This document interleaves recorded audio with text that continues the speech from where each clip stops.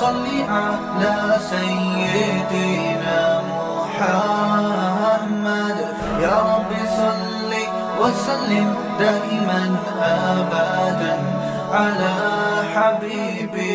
صاحب کہنے لگے مجھ سے کہ صاحب یہ کیا نئی بات چل پڑی ہو.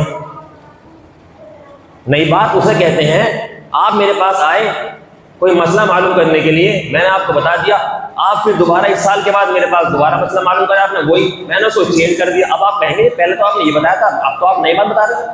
ایک بات آپ نے ہم سے معلوم ہی نہیں کی، وہ نئی کہاں سے ہو. ایک آدمی تو وہ ہے دن رات قرآن حدیث پڑھتا ہے، دن رات حدیثیں پڑھتا رہتا ہے.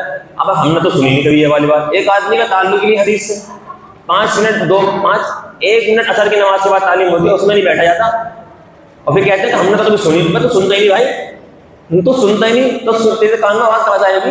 تو اثر کی تعلیم تک میں نہیں بیٹھ رہا. جمعے نماز پڑھنا آتا ہے، تھوڑا سا بیان سن کے سمجھ لیا ہم نے مفتی بن گئے. ہم کیا ہو گئے، ہم نے بیان سن لیا مفتی صاحب کا. امی ایک آدمی قرآن حدیث پڑھتا رہتا ہے، اس کے سامنے کبھی یہ بات نہیں گزری. وہ انسان کہے گا کہ ہمارے سامنے کبھی بات نہیں گزری. ایک آدمی کا تعلق بھی کوئی نہیں، نماز تک کے لالے پڑے ہیں، کہہ رہے ہیں ہم نے تو کبھی سنی نہیں والی بات. صاحب بھائی تم نے نہیں سنی، تم جانو اللہ جانا، ہم کیا کریں، ہماری غلطی بتاؤ کیا ہے. قبر کے پاس اتنی دیر یہ مستحب ہے، فرض ہے، واجب نہیں ہے. ہم یہ نہیں کہہ ضروری ٹھہرو، ضروری تم کو فرض ہے یا میں نہیں. جو قبر یعنی مردے کے جو اہل و عیال ہیں، جو اس کے قریبی رشتے دار ہیں، ان کے لیے مستحب ہے، اچھا عمل ہے کہ اس کے بعد ٹھہر جائے. کیوں؟ اللہ کے رسول ٹھہرے ہیں اس لیے. ایک بات.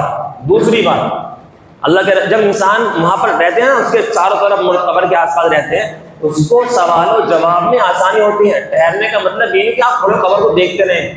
ٹھہرنے کا مطلب یہ ہے کہ وہاں پر آپ رکیں، چاہے بیٹھیں چاہے کھڑے ہوں، وہاں پر کھڑے ہو کر اس کے لیے استغفار کریں مردے کے لیے. وہاں پر کھڑے ہو کر سورہ بقرہ پڑھیں، وہاں پر کھڑے ہو کر سورہ یاسین پڑھیں، وہاں پر کھڑے ہو کر اس کے لیے دعائیں کریں. ٹھہرنے کا یہ مطلب ہے.